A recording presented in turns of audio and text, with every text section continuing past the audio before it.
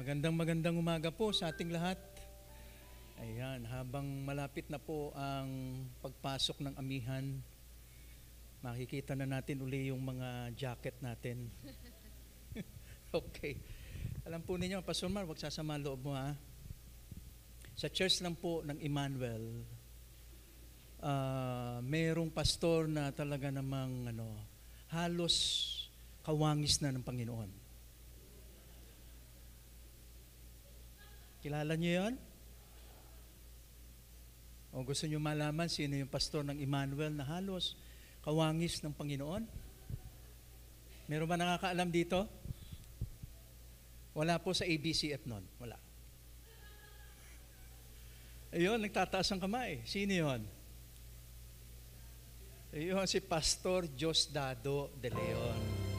Diosdado de Leon. Kaya wala sa ABCF noon pa, sorry po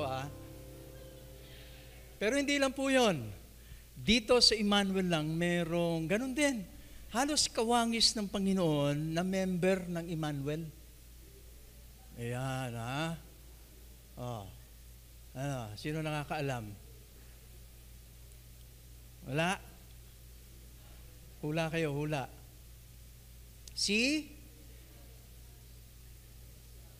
Joshua. Asan si Joshua? Hinahanap ko, hindi ko makita. Ayun, si Joshua. Dalawa po Joshua dito yung anak ni Jael. Joshua din yun Yeshua. Ayun. So alam nyo na si Diosdado at si Joshua. Magandang umaga po uli. Pagbigyan nyo na po ako, Pastor's Day naman. Okay.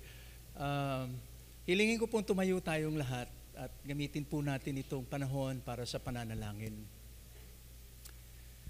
Manalangin po tayo. Amang dakila, salamat po for this great opportunity that we can gather as your church, as your body, to offer you, Lord, our utmost worship, our utmost praise, our full adoration to the only one, King of Kings and Lord of Lords. The name is Jesus Christ.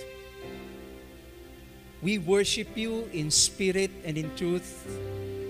Glorious, loving, forgiving, compassionate, and merciful God. To you alone we bow down and worship. To you alone we entrust our lives. To you alone, Lord, we will serve until the last of our breath.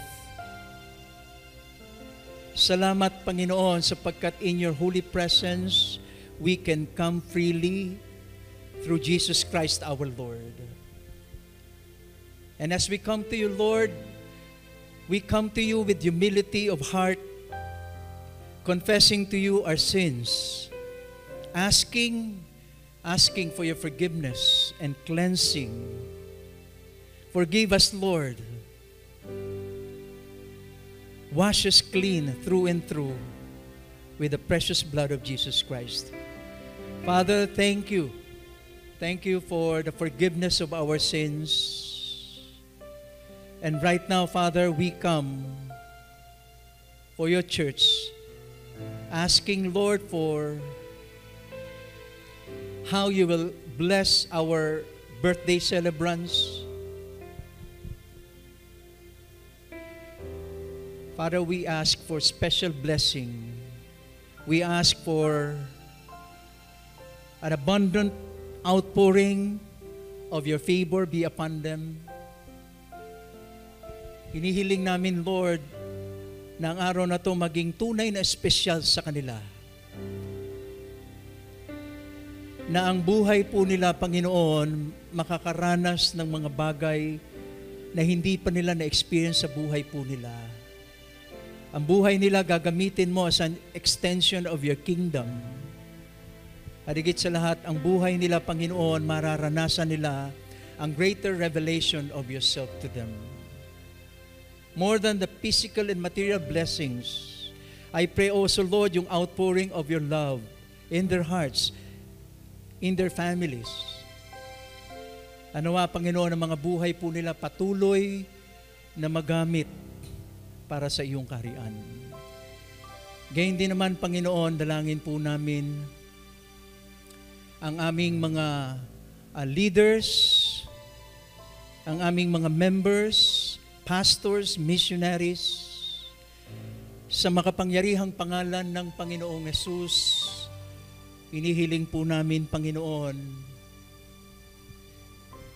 ang patuloy mong pagbibigay sa kanila ng malinaw na pangitain sa pamumuno, sa pamamahala, ang patuloy na pagkakaisa at pagbibigkis sa pamamagitan mo at sa pamamagitan ng banal na Espiritu.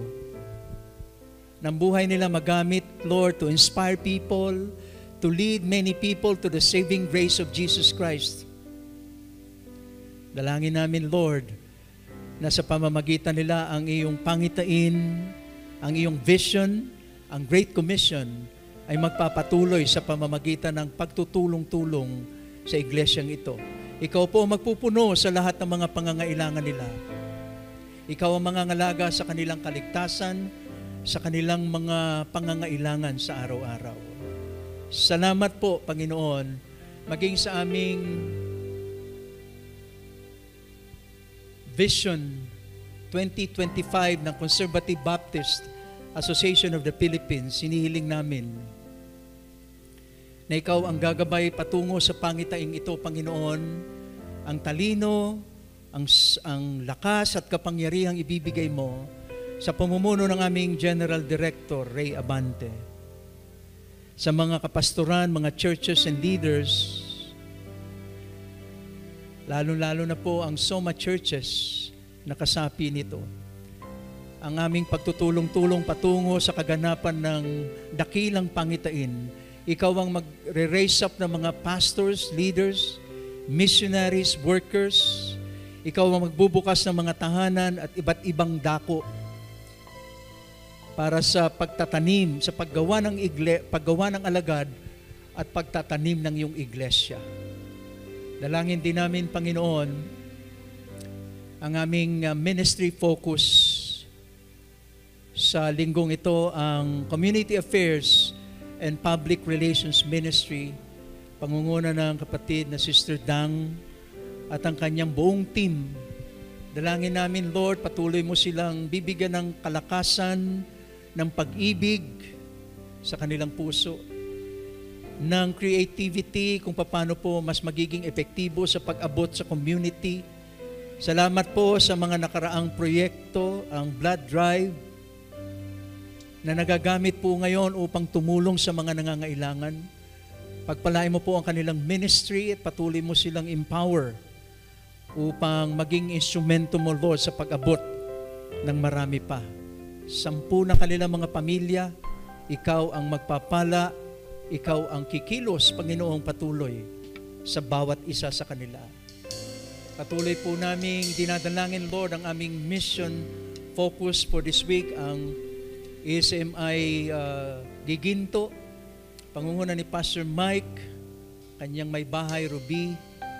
Inihiling namin, Lord, ang karunungan at ang malinaw na pangitaing ibibigay mo sa kanila.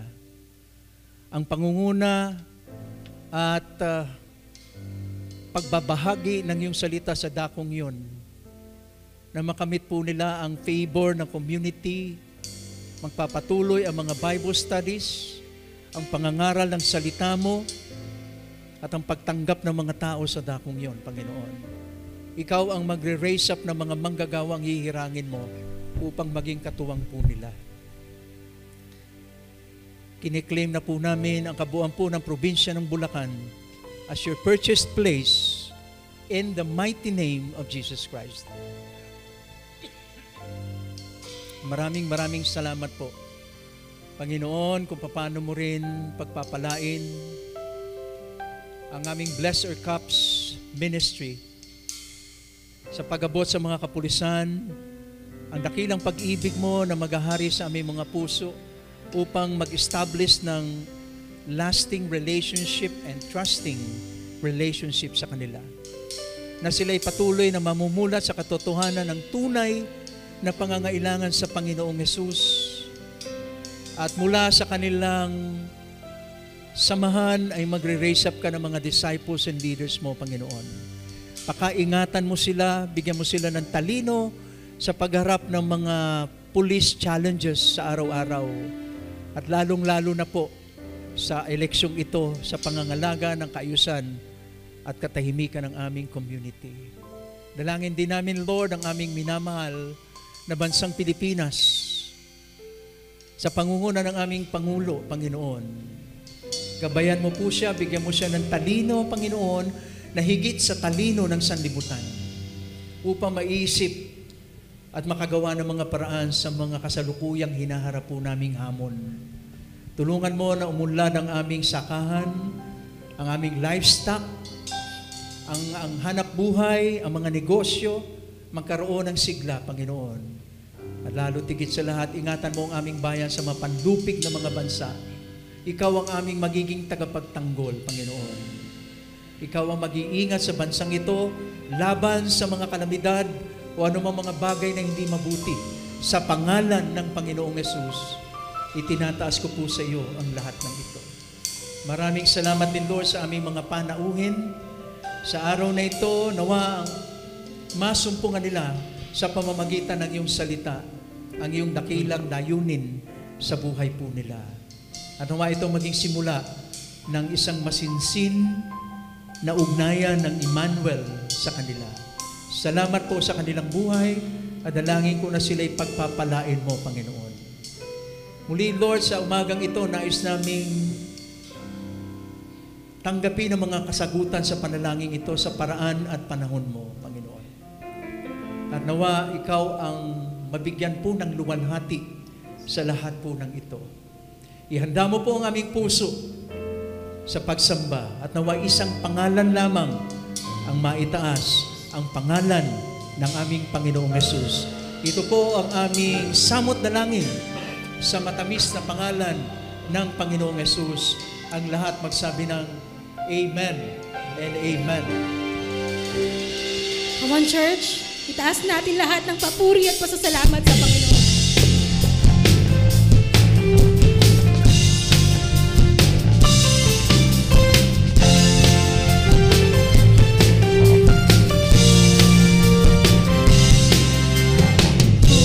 Aking mamasdan ang kalawakan, hindi ko maunawaan ang iyong dahilan kung bakit ako'y pinili mo tinalagaan. Di ko kayang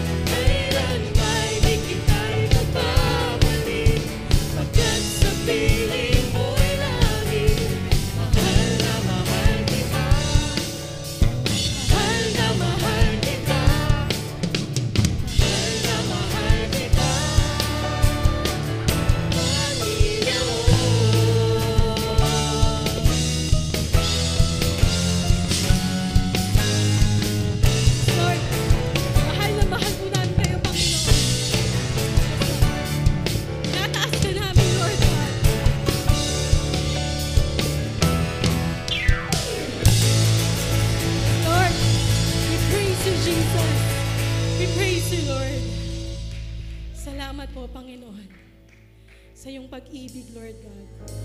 Ikaw ay tapat, Lord. Ikaw ay mabuti, Lord. Ikaw ang aming kalakasan sa aming kahinaan. Ikaw ang aming kagalingan sa aming mga karamdaman, Panginoon. Ikaw ang nagpupuno, Panginoon, sa aming mga pangangailangan, Lord. Lord, patuloy ka namin pupurihin, aawitan, hanggat kami buhay, Panginoon. Salamat po, Panginoon.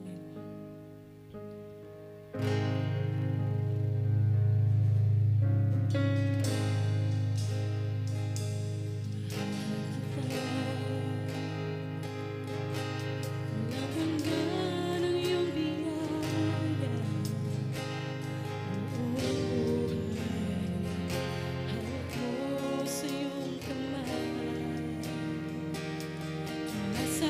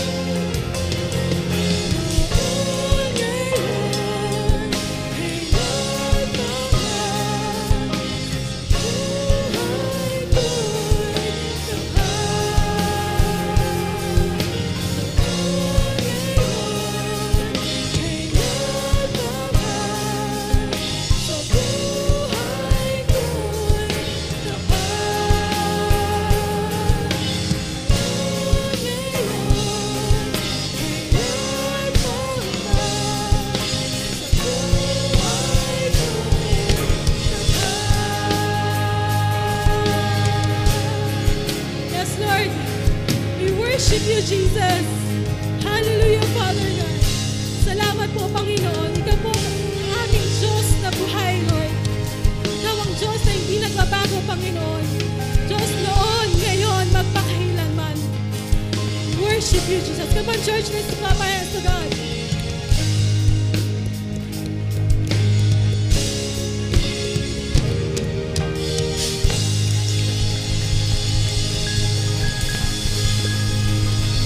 Amen.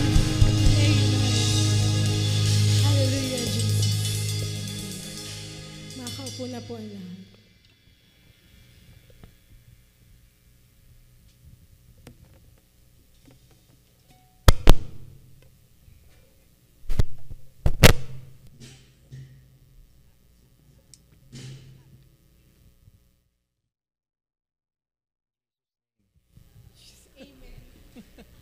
Okay.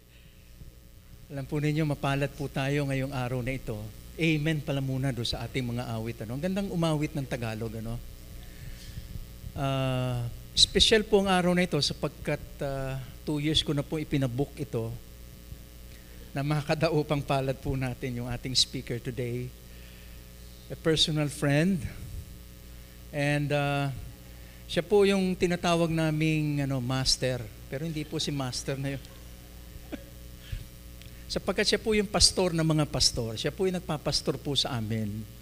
At malaking po yung tulong para sa amin na mga younger pastors na maturuan sa ministry. Di na po natin pahabain. Ayaw po niya ng masyadong mapambola na introduction. Sabi niya, pastor, simple lang. Siya po ang senior pastor ng Alabang Christian Bible Fellowship.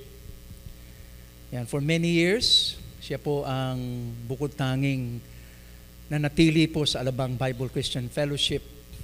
And of course, siya rin po ang life coach ng isa sa ating mga Bless Our Cups ministry doon po sa lugar na Zambales. Gugulat po kayo. Taga Las Piñas po siya, pero ang kanyang ministry sa Bless Our Cups nasa Zambales at nasa Terminal 1 ng NAIA. Ayan. Kaya kung may problem po kayo doon, tawagan nyo lang po Pastor Mar L. Talatala para sa kasagutan sa mga problema sa pulis. No other than man of God, pagpalain po tayo ng Panginoon sa kanyang pangunguna, Pastor Mario L. Talatala.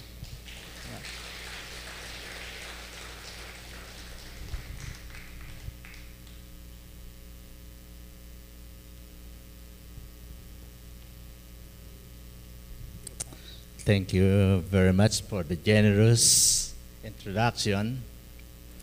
Ang iba ay offensive. Ang iba ay hayaan niyo po akong naka-open ko ang cellphone ko dahil kapag ako nagpipreach ay may tumawag, sasagutin ko po yon.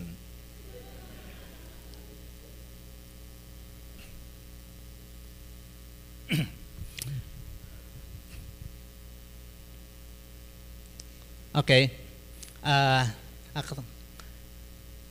Actually, ako po ay matagal na nagpapastor. It's more or less 30 years na ako po ay nagpapastor. At salamat po sa Panginoon dahil ako po ay hindi pa nawawala sa paglilingkod sa Kanya. And I can say God is so good to me because I don't deserve to be the pastor of the church for 30 years, speaking to the church for 30 years. Sa simbahan po namin ay bihirang-bihira po akong kumuha ng speaker. Lagi po akong, I see to it na naandun po ako every Sunday for the sake of the church and for the sake of the message of the church for the members. At ako po ay natutuwa dahil for 30 years ako po ay inimbitahan ng pastor nyo para po dito. At kung hindi po ako nakiusap, ay hindi po ako iimbitahan. Ang sabi niya ay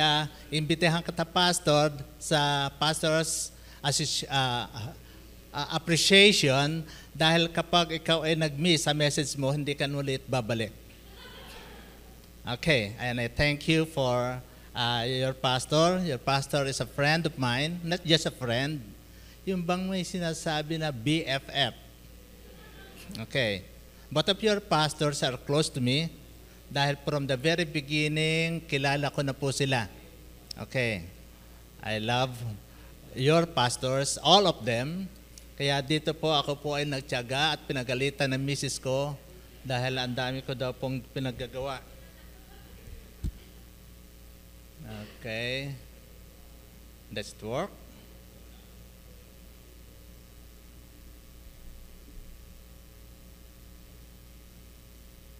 Oh, tapos ng oras ko sa... Okay. But anyway, nakapasalamat po ako sa Panginoon at ako po ay medyo kinakabahan dahil hindi ko po alam ang audience. But anyway, alam ko po na bawat Kristiyano ay meron pong pagkapasensya, understanding, for every mistake sa aking pagsasalita, alam ko po na naunawaan nyo. At dapat nyong unawain. Dahil kayo po ay mga Kristiyano na nagmamahal sa Panginoon, loving God is loving the servant of God. And one of the pastors of God, kaya alam ko po na pagkapasensyahan niyo ako. Ang title po na, punta muna po tayo sa, yan. Okay. Honoring Pastors and Pastors Appreciation Sunday, that is our message today. Where should I? Yan. Okay. Where should I point the ano? Dito? Okay. It's still not working.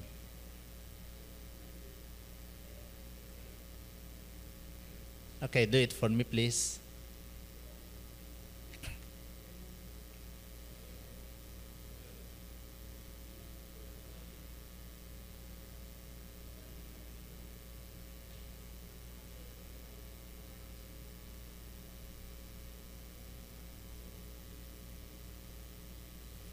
Sige, pagbasta niyo muna po ang mga minamahal niyo mga pastor ng ACMI. Ang yan po ay hinalughog ko po ang bawat Facebook, ang bawat picture po ng kung sino yung mga pastor upang mailagay ko po dyan. And now, my power, my control is not working. But anyway,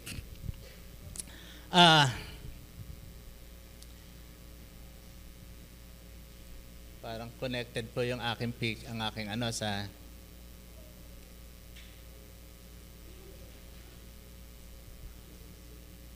It's on. Okay. Kaysa ako abutin dito ng mahal na araw.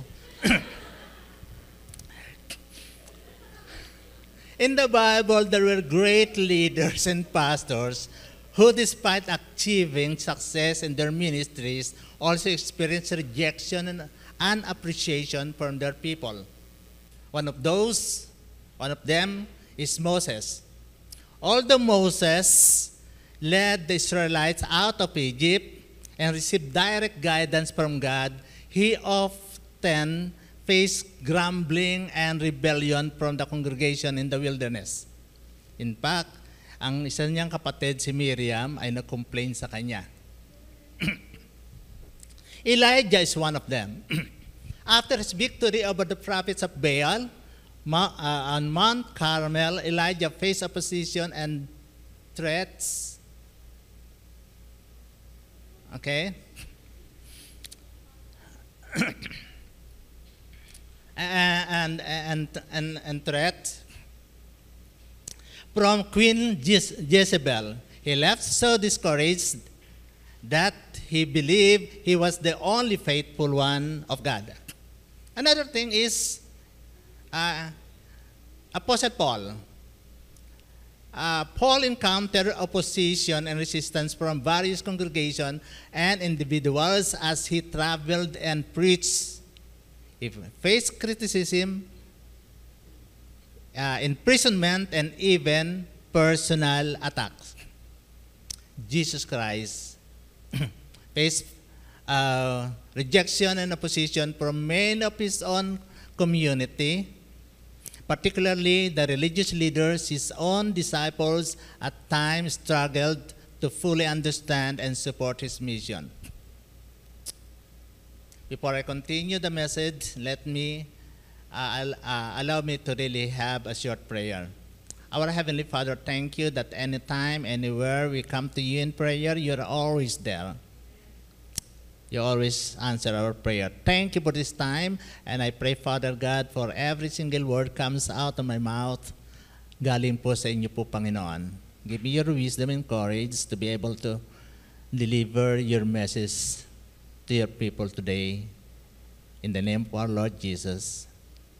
Amen. Amen.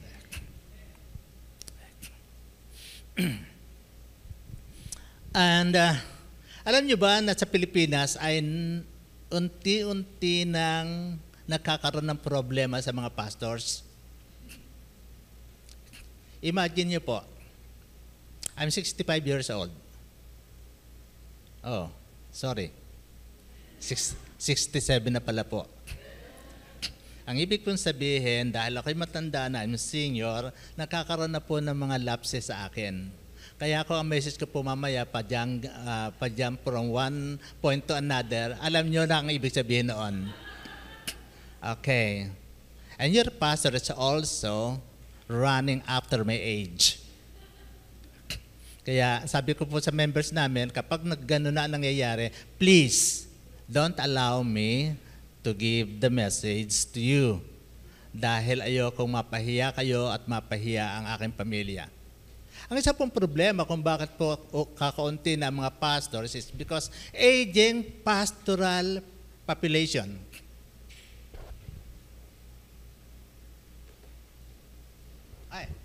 Is there.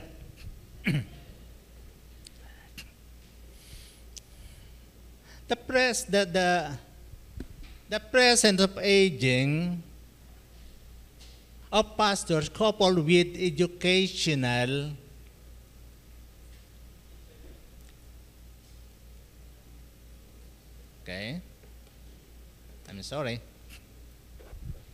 educational and financial barriers is a significant issue in the church. Consequently, this situation often leads to heightened workloads and increased stress, which are further aggravated by the absence of mentorship and support, as well as by the instances of disrespect and inadequate appreciation. Ultimately, these factors collectively diminish the vitality and effectiveness of a pastor. Mga kapatid, ang ibig po sabihin, aging pastoral population, educational and financial barriers, alternative career opportunities, workload and stress, lack of mentorship and support, disrespect and lack of appreciation, ito po ang factors kaya po nagde-decrease ang mga pastors ngayon. Pero malaki po ang kaugnayan ng congregation, malaki po ang kaugnayan nyo. To address this issue, the church can play a crucial role for actively supporting the pastor's goals, showing them due respect and offering sufficient appreciation. Such actions have potential to reverse the trend of decreasing pastoral presence in the church and contribute in the successful fulfillment of Great Commission.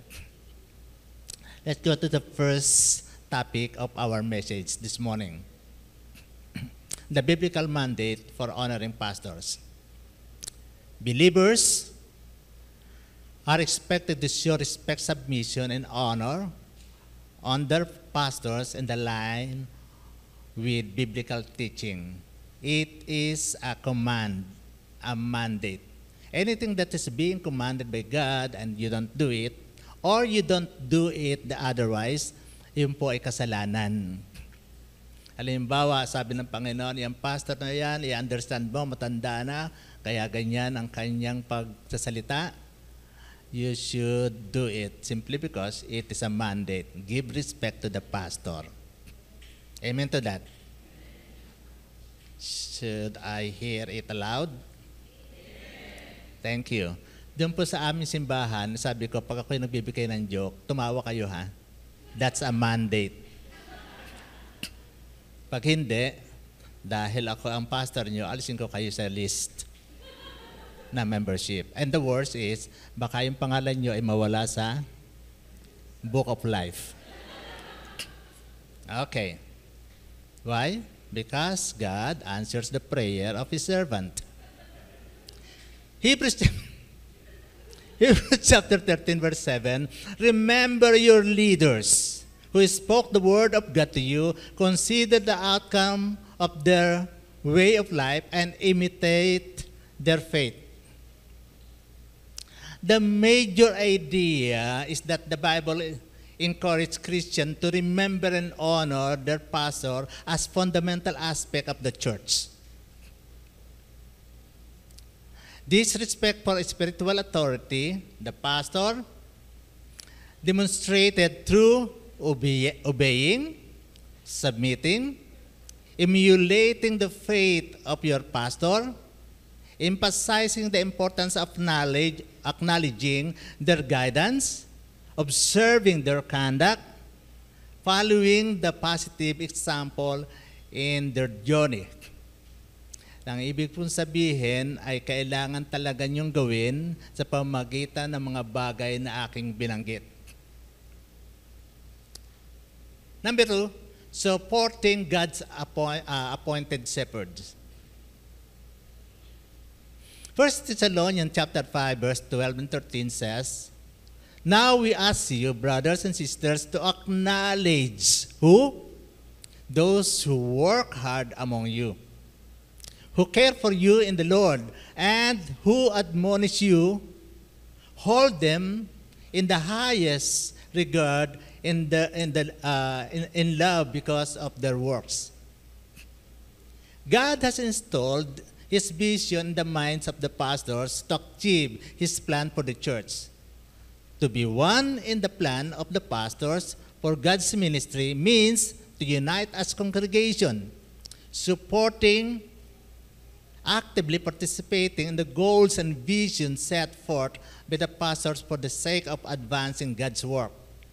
It involves aligning with the pastor's leadership, working together harmoniously, and contributing to the ministry's success as a cohesive and committed community of believers. This unity can lead to a more effective and impactful ministry that fulfill its mission. Ang tanong ko po ay ganito. Are you supporting are you supporting the pastor, your pastor, in pursuing his passion and vision? Did I hear something? Ang sabi po ng asawa ko, pagka daw po ang isang tao ay bingi, it's either guwapo siya o matanda na. Did I hear something? Okay. Whether you're content as a passive attendee of this church or planning to leave the church, it's important to address this issue. Dapat po ay magbigay tayo ng support sa ating po mga pastors kung anong adhikain niya sa simbahan, dahil ang adhikain niya sa simbahan ay adhikain ng Diyos para sa atin. At i-recognize po natin ang kanilang leadership. At naniniwala ako sa church pong ito, ginagawa niyo yon. Don't worry, I believe.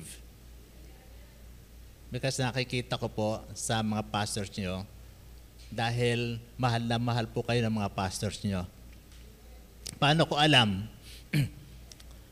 Linggo-linggo po magkakasama kami. Extra days, nagbo-bowling po kami. In fact, sa Lunes at sa Martes, magkakasama po kami sa planning para sa SOMA. We are always giving our testimony para po sa simbahan namin. I'm thankful to God because of your love for your pastors and supporting the vision and mission na binigay sa kanila ng Panginoon. Number 2, understanding the role of the pastors. Nung po akong nag-iisip nito, should I tell them the role of the pastors for the church? When I was praying for this, the Lord says to me, yes, you should. Paano nila i-appreciate ang pastor kung hindi nila alam kung anong ginagawa? Number 1, shepherding God's flock. 1 Peter chapter 5, verse 2 to 4, be shepherd of God's flock that is under your care, watching over them. Ano bang ginagawa ng pastor? Number 1, pastoral care. Pastors offer pastoral care and support of the members of the church.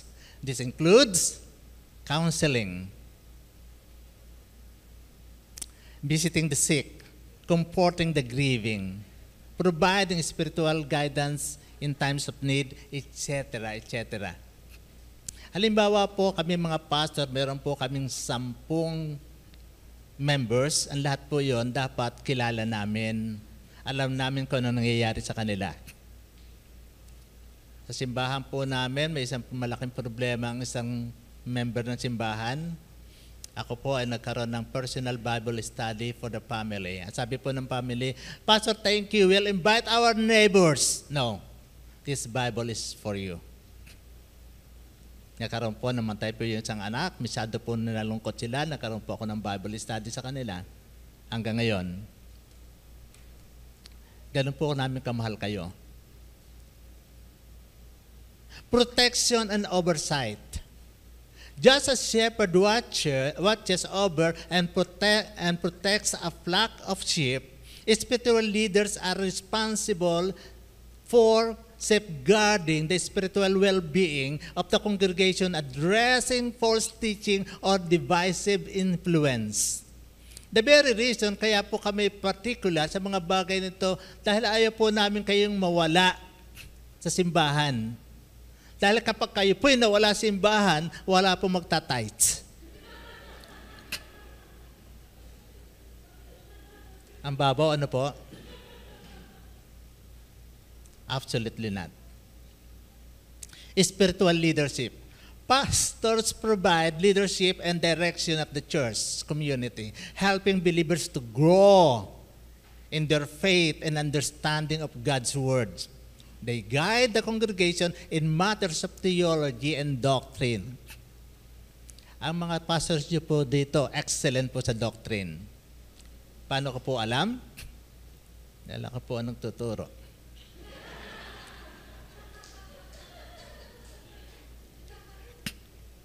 Hindi, naging bahagi lang po ako. Dahil ako po ay naging chairman ng ordination at ang mga pastors nyo po ay binibigyan po ng kaunting karunungan para po doon sa mga doctrine. At kaya po alam ko na magagaling po ang inyong mga pastors. Other than that, continuous po ang pag-aaral ng inyong mga pastors.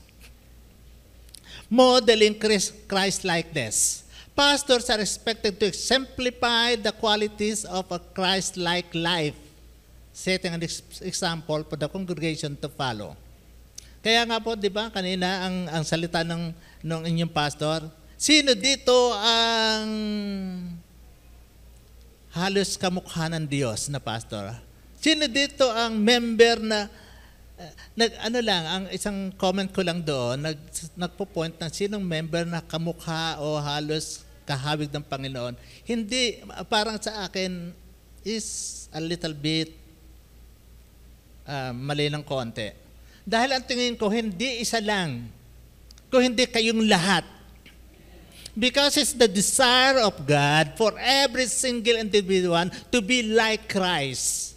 And little by little, whether you like it or not, because the Holy Spirit dwells in you, you are becoming like Christ. And your mind is focused to give glory unto the Lord. Did I hear something? Which one Dahil ba ako'y matanda, hindi ako makarinig? O dahil guwapo ako? Prayer and intercession. Kung kayo ay, how many of you? I don't know. Pero hindi ko alam, pero ang alam ko, a little bit complicated, pinagpipray kayo palagi ng inyong mga pastors. The very reason, mahaba ang kanilang ini-spend na oras para sa prayer. And one of those pastors na kilala ko, very, very prayerful, hindi one, kundi all your pastors. I praise God for you guys, having your pastors. Discipleship. Pastors engage in discipleship by helping individuals in the church grow spiritually, deepen their relationship with God, and become more Christ-like in their character and conduct. So the first thing is your pastor is taking care of you, shepherding each and every one of you. Kung hindi niya kaya, may mga leaders na doing in his behalf. And not only shepherding, but also equipping. This is the one higher step para sa growth ng mga members. And simply because you have a lot of pastors, you have also a lot of leaders. And I praise God dahil sa isang simbahan na maraming leaders, ang ibig sabihin, tama ang mission and vision of the church. Ephesians chapter 4, verse 11 to 12, it says, the pastors and teachers to equip his people for works of service so that the body of Christ may be built up. So it's not only shepherding but also equipping is one of the tasks of the pastors. And what are those? Teaching and preaching. We cannot preach and we cannot teach without preparation. Alam niyo ba kung ilang linggo kong pinaghahanda kapag ako nagpipreach sa simbahan? One advantage I have over those pastor na may iba silang pinagpipreachan is that alam ko kung anong spiritual condition ng aking mga members. At ayaw ko din, for protection, na magpipreach yung mga pastor, especially kung hindi ko ganap na kilala, because I don't want them to say anything to the church. Alam niyo ba, it's true. May isa akong pastor, no, na nag-preach. Ang content ng kanyang na message is prayer. Ang sabi niya, usually, alam niyo sa umaga, mahaba ako mag-pray. Ipinagpipray ko ng lahat. Kaya sa umaga lamang ako nagpipray. Sabi ko, very good. Mahaba ang prayer mo sa umaga, but very bad. Dahil the Bible is teaching to pray continuously. From the time on, hanggang ngayon din na siya nagpipreach. Prayer is one important factor ng isang Kristiyano sa kanyang spiritual growth. Every single minute of my day, nagpipray po ako.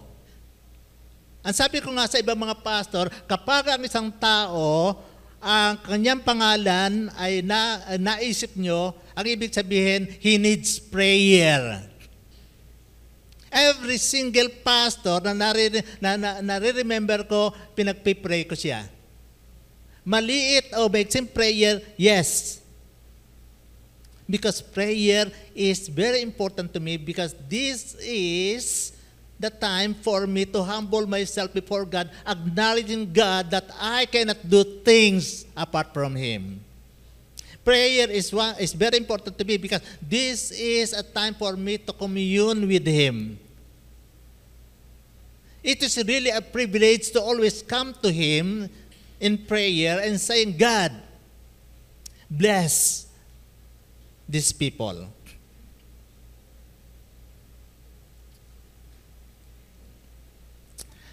mentoring pastors. Pastor can engage in one-on-one or small group discipleship and mentoring. This provides an opportunity for personalized guidance and training, helping individuals to grow in their faith and service. Training.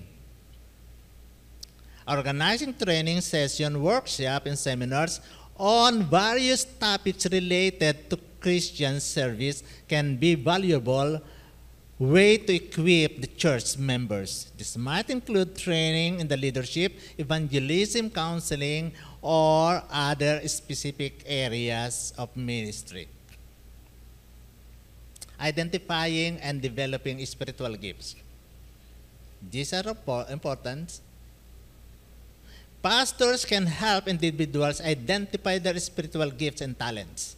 They can then provide guidance on how to develop and use these gifts for the identification of the body of Christ. Encouragement and support. Pastors should provide encouragement and support to those involved in the ministry. They can offer guidance, prayers, and emotional support to help individuals stay motivated and effective in the service. These are the work of the pastors engaging in equipping the members. So we have a lot of work to do.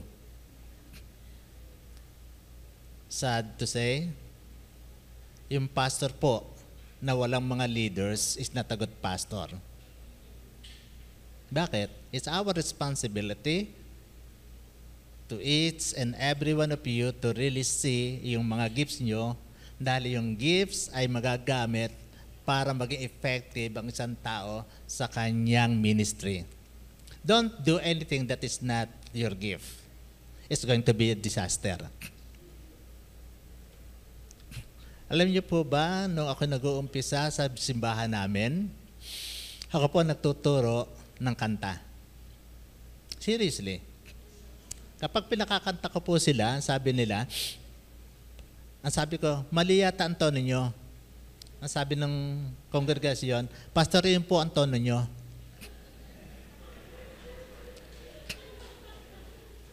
Ang ginawa ko, kumuha na lang ako noong cassette, yun po ang pinatutugtog ko. Sabi ng members, mas maganda po ang kanta namin, pastor?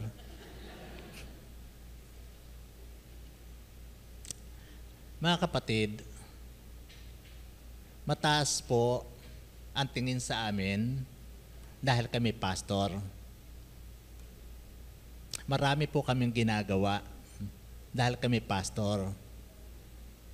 Kaya dapat kami mag-develop ng leaders and develop yung mga gifts nyo para ang gawain ng Panginoon ay maging mas effective. Nakakalungkot naman po pagdating sa langit. Ang sasabihin ng Panginoon, Pastor Hernan, here is your reward for teaching. Pastor Hernan, here is your reward for preaching. Samantalang kayo ay wala ng reward. Dapat kayo bigyan din ng reward. At yun sa pamagitan ng inyong ginagawa para sa simbahan. Kung kayo ngayon may ginagawa. Kasi yung pong iba, satisfied na lang. Hindi ko na po sasabihin ng marami pa dahil baka hindi na ako ma-invite ulit dito. Okay. So, ways to express appreciation. This is number 3. What are the ways, ano kaparaanan para i-appreciate nyo yung inyong pastor? 1 Thessalonians chapter 5 verse 25, brothers and sisters, pray for us. So in order to lift up and to express your appreciation to the pastor, tell them, Pastor, I'm praying for you. And please do. Kasi baka sinasabi nyo, I'm praying for you, hindi nyo naman pinag-pray talaga. No? Prayer is powerful way to intercede for your pastors, seeking God for guidance, wisdom, and strength. for them as they carry out their responsibilities. Hindi po namin kaya. Ako po nananatili sa pagpapastor dahil may nangunanalangin sa akin. And I really appreciate people telling me, Pastor, pinapanalangin kita. Kaya lang be very careful. Tell me kung ano pinapanalangin mo sa akin.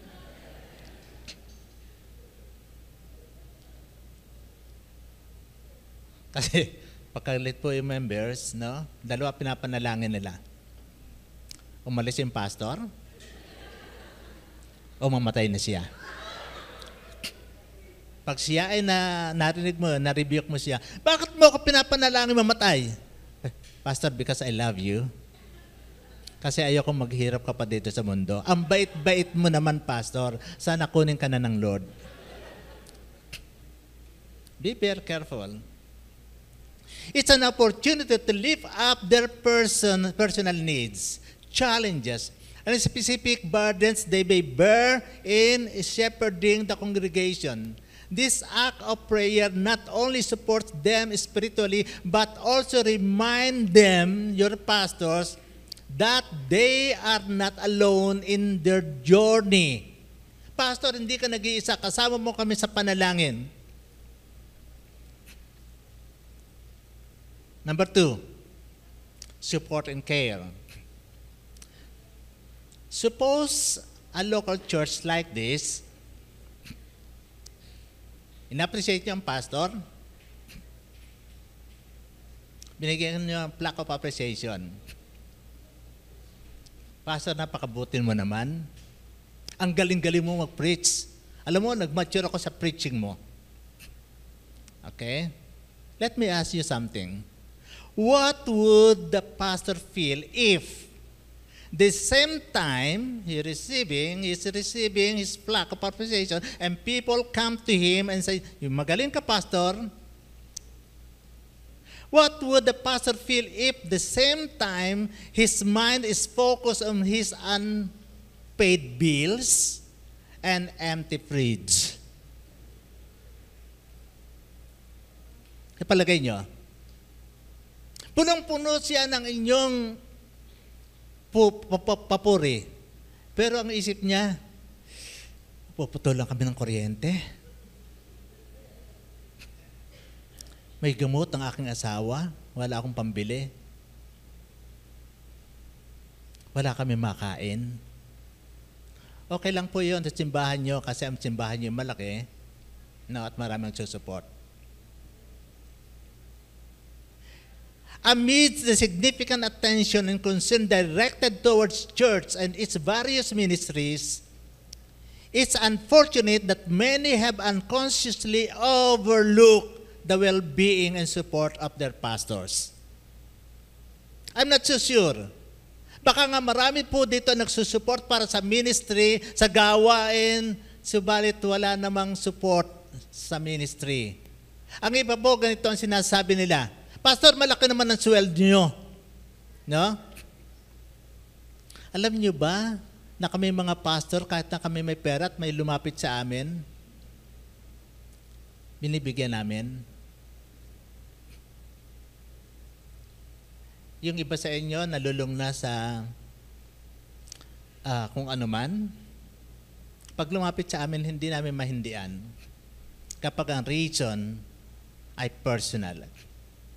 Hindi namin ma-identify sometimes kung kami ba'y niloloko o hindi. All we have in mind and in our heart, gusto namin tulungan ang bawat isa. It doesn't matter minsan kung wala na kaming pambili ng pagkain o gasto sa aming pamilya.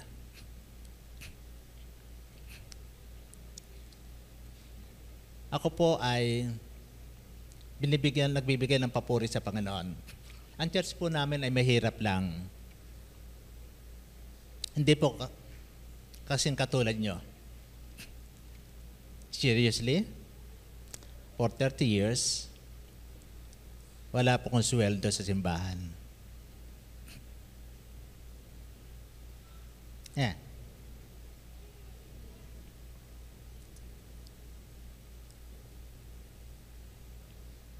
I'm not blaming our church for that. That's my own decision. the very reason po kung bakit po ako ay may maliit na business. Ang business ko po is every Saturday lang. That's called Saturday Market in Ayala, Labang. For 6 o'clock in the morning to 11 o'clock in the morning or 12 o'clock.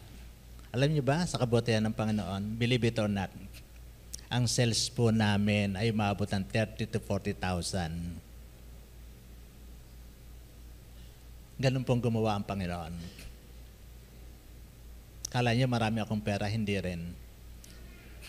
Pag lumapit po sa akin ang ibang mga members namin, sabihin po sa akin, Pastor, please pray for me. Naputulan po kami ng ilaw. I'll pray. Tapos pag alis niya, binibigyan ko po siya ng pambayad ng ilaw. Pero utang. Utang. Babayaran mo yan sa akin. At kapag binayaran niya ako, tsaka ako magde-decide kung tatanggapin ko o hindi. Ang bet ko, ano po?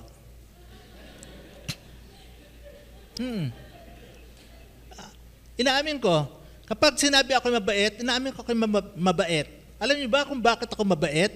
Alam niyo ba kung bakit understanding, patience, mabait ang mga pastors niyo na katulad ko? Simply because we are imitating Christ. And you have to acknowledge that. And you have to imitate us. Di ba sabi ni Pablo, imitate me as I imitate Christ.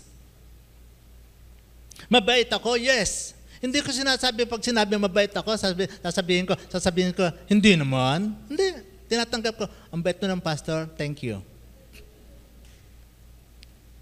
Kaya ako naging mabait dahil sa Panginoon.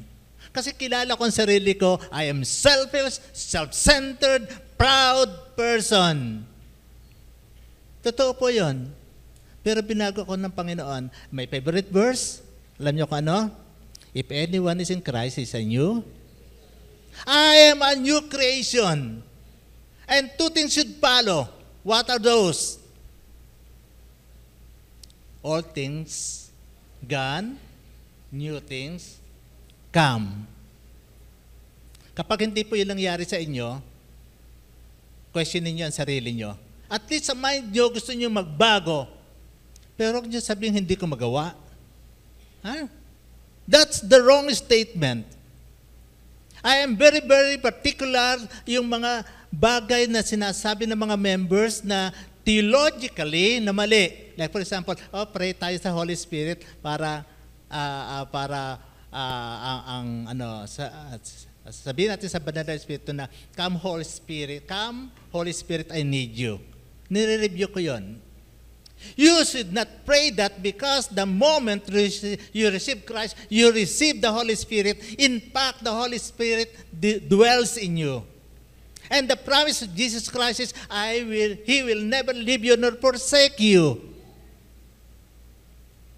Kaya nga yung mga wrong statement, theological na mali, kinukorek ko yun sa simbahan namin. I'm very particular to that.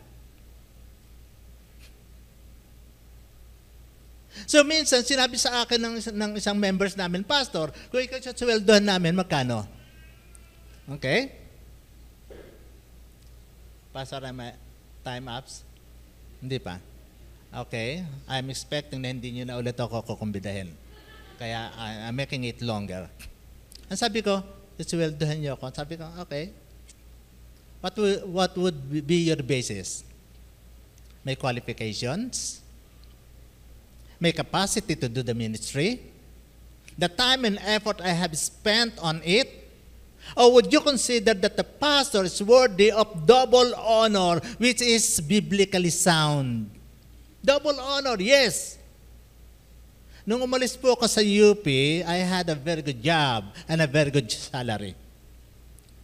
30 years ago. Gusto mo i-double yung aking sweldo? Sabi ko, hindi. I love the church. I cannot do that. Pero ako po, don't get me wrong. Ang sabi, tinuturuan ko ang simbahan na mag-tithe sa offering, tinuturuan ko silang mag-support sa pastor. In fact, ang plano ko, yung aking junior pastor ay swelduhan nila. Don't get me wrong. Dahil alam ko kung gaano kahirap na isang pastor na walang sweldo at pinagagalitan ng asawa. The last thing is active participation. 1 Corinthians 16:15, you know that the household of Stephanas were the first converts in Achaia, and they are devoted themselves to the service of the Lord. In this verse, we learn that the household of Stephanas, who were the first become followers of Christ in Achaia, they dedicated themselves to helping others in the Christian community, setting example of active participation that involves taking the lead, being committed, serving the role models, and contributing to the growth and strength of the Christian community. This highlights the importance of everyone getting involved and helping in their own way within the Christian community, just like the devoted household of Stephanas did. If the life of Stephanas was an inspiration to Paul, likewise being actively involved in the ministry is one meaningful way to genuinely express your heartfelt appreciation to your pastors. Mahalaga po sa amin ang inyong active participation. Kita po, alam nyo ba, alam namin na kayo active in one ministry or two ministries. We are so blessed with that. Ang kalakasan po namin ang dalawang pinagkukunan, ang Panginoon at saka po kayo. At ang inyong participation, active participation ay kalakasan po namin. And it's one way for you to express your appreciation to us. So it's prayer, encouragement, support, and care in your active participation. These three factors, mahalaga po yun sa amin. Alam niyo po ba, ang simbahan namin, dalawa lang naman tayo, simbahan niyo, simbahan namin.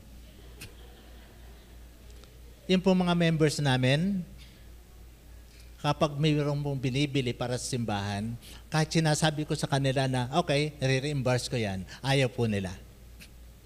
Ang sinasabi nila, ikaw nga pastor, walang sweldo eh. And I praise God for that. Tingnan nyo, ang inyong pastors napakasipag. Ang leaders nyo ay napakasipag. Hindi ba kayo masipag din? Did I hear something? At parang iyan lamang masipag ang nag-amen. Okay, I don't want to make the message a little bit longer, but I want to give you an application to this. This is a challenge for you. Pray regularly for your pastors and actively participate in the ministry. Offer your time, skills, and resources to ease their burdens. This is one thing na magagawa niyo, mga kapatid. Each one of you. Number 2, express your appreciation through words of encouragement, letting them know how their leadership was positively impacted your faith. Additionally, consider providing financial support as practical expression of your honor. Last but not the least, cultivate an atmosphere of unity and respect within your church. Recognize the spiritual leadership of pastors as ordained by God and consistently demonstrate honor and respect in your interaction within them. Mga kapatid, I know you know what I'm saying. It's one, pinagpapasalamat ko sa Panginoon, knowing your pastors, their diligence, their capacity to do the work, no? And their loving for the Lord. It is absolutely napakaganda po. To close this message, I would like your pastors to come. Pastor David, Pastor Hernan, I will pray for you. It's only a short prayer. And join me in praying for your pastor.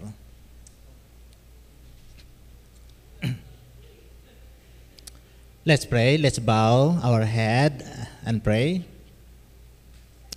Dear Heavenly Father, we come before you and with grateful hearts, giving thanks for the pastors who have tirelessly served and shepherded your flock.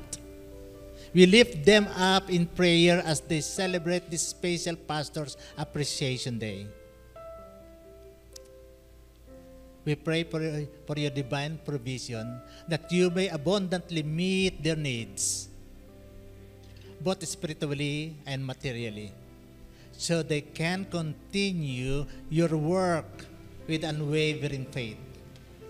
Grant them your protection, Father, as they navigate the challenges and responsibilities of ministry.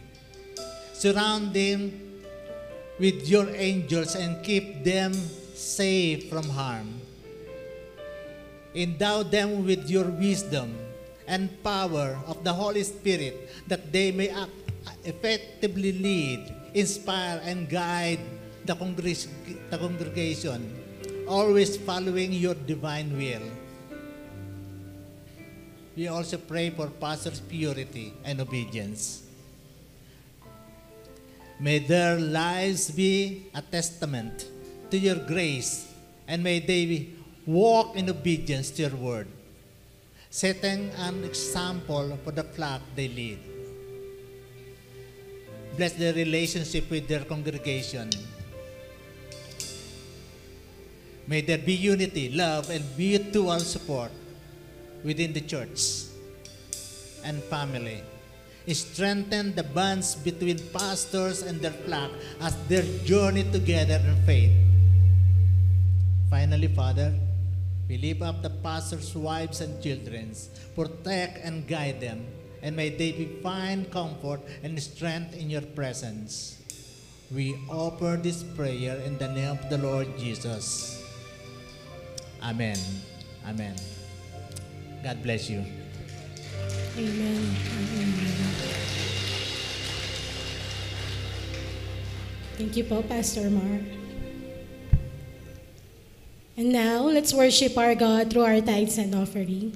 Let's pray. Yes, Lord, we thank you, Lord God, for this day. Thank you, Lord, for your goodness, Lord, and faithfulness, Lord God. We come here, Lord, to give our tithes and offering, Lord. Bless this, O God.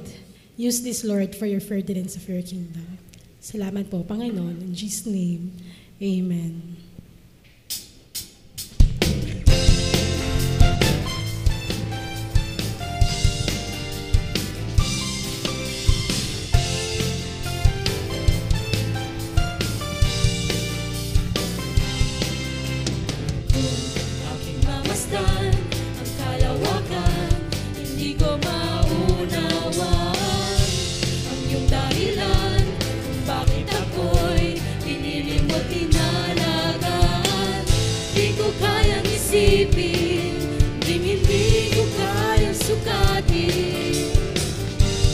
Pag-ibig mo, Jesus, na iyong binigay sa akin.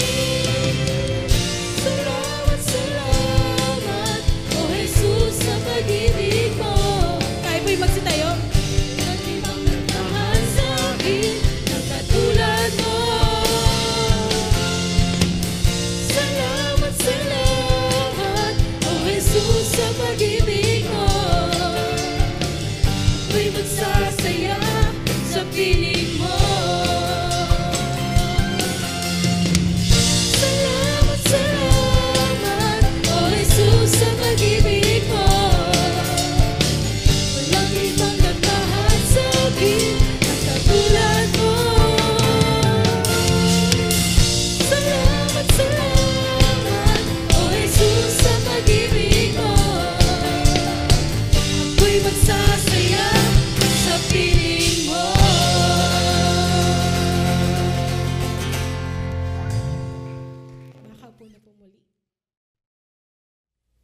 Marites de Diman. Marites, saan ka naroon?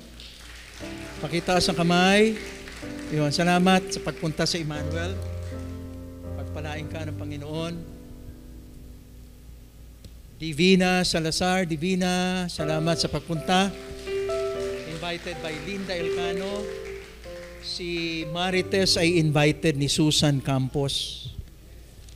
At ang panghuli, si Ate Puring Bustia. Ate Puring, salamat po sa pagpunta ninyo sa amin. Sana makasama namin kayo uli sa mga susunod po nating pagsamba. May kasabihan po tayo dito sa Emmanuel. Sa unang pagkakataon, kayo ay kaibigan ng Emmanuel. Sa inyong pagbalik, kayo po ay kapamilya at kapuso na po ng Emmanuel. Pagpalain kayo ng ating mahal na Panginoon. Tapusin na natin, closing prayer, tapos saka na tayo mag-photo off. No, tayo na po tayong lahat para sa ating closing prayer. Maraming salamat po, Panginoon, napakabuti mo sa aming buhay. Salamat po sa Iglesyang Emmanuel na ipinagkaloob mo po sa amin, mga pastors, upang kami ang maging under-shepherds mo. Salamat sa pagmamahal na inilagay mo sa kanilang puso, Panginoon. Salamat sa patuloy mo ring pagbibigay ng pagkakaisa sa iglesyang ito, Panginoon.